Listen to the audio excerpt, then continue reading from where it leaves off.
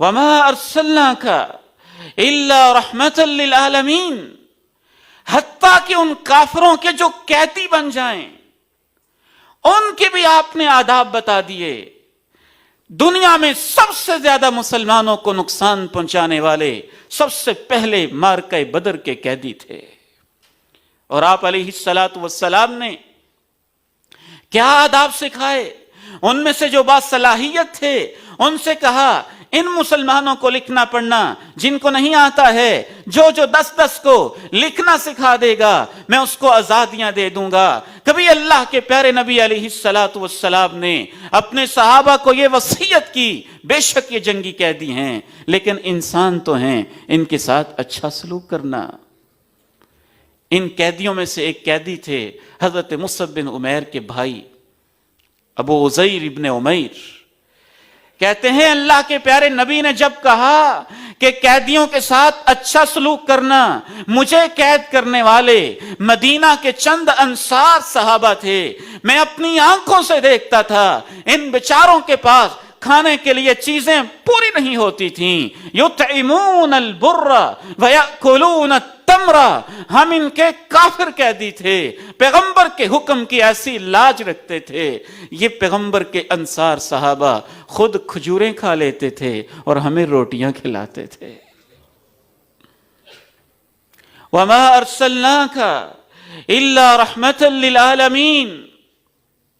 ایک اور قیدی آیا، بدر کا قیدی ہے یہ بھی، سہیل ابن عمر، بہت سفاک قیدی تھا۔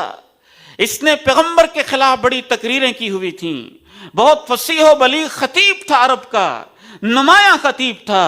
اللہ کے پیغمبر کے پاس جناب عمر فاروق تشریف لائے، کہنے لگے یہ سہیل قیدی بن کے آیا ہے، اے اللہ کے نبی جی میرا تو یہ مشورہ ہے اس کے جو سامنے والے دانت ہیں حکم دے دیں اس کے دانتوں کو توڑ دیا جائے، تاکہ رہتی دنیا تک نہ اس کے سامنے والے دانت ہوں، نہ یہ زبان سے فصاحت و بلاغت کے ساتھ بول سکے، جب بھی بولے گا سامنے والے دانت نہیں ہوں گے، اس کی زبان پھسل جائے گی، کبھی اسلام کے خلاف بولے گا نہیں۔ اللہ کے پیغمبر علیہ الصلوۃ والسلام نے سیرت کی کتابیں کہتی ہیں، کہا عمر میں ایسے نہیں کر سکتا ہوں۔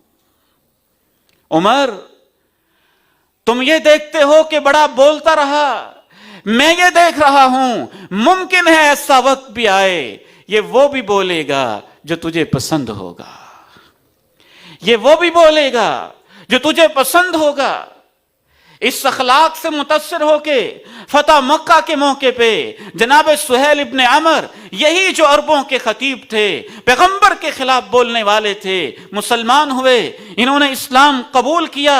اسلام قبول کرنے کے بعد اللہ کے پیغمبر جب اس دنیا سے رخصت ہوئے، ان کی اس وقت رہائش مکہ مکرمہ میں تھی، کیونکہ مکہ ہی کے رہنے والے تھے، مکہ میں رہتے ہوئے اسلام قبول کیا تھا۔ پیغمبر کی وفات کے بعد بہت سارے کمزور ایمان والے لوگ مرتد ہونا شروع ہو گئے۔ ان مرتدین میں سے مدینہ منورہ میں جس نے مسلمانوں کو حوصلہ دیا وہ ابو بکر صدیق کی تقریر اور ان کا خطاب تھا۔ ادھر مدینہ میں جو ابو بکر خطاب کر رہے تھے اللہ کا کرنا دیکھیے، وہی خطاب مکہ میں سہیل ابن عمر کر رہا تھا۔ عمر کبھی یہ وہ بھی بولے گا جو تجھے پسند ہوگا اور جس کو تو ناپسند نہیں کرے گا۔ وَمَا أَرْسَلْنَاكَ إِلَّا رَحْمَةً لِلْعَالَمِينَ۔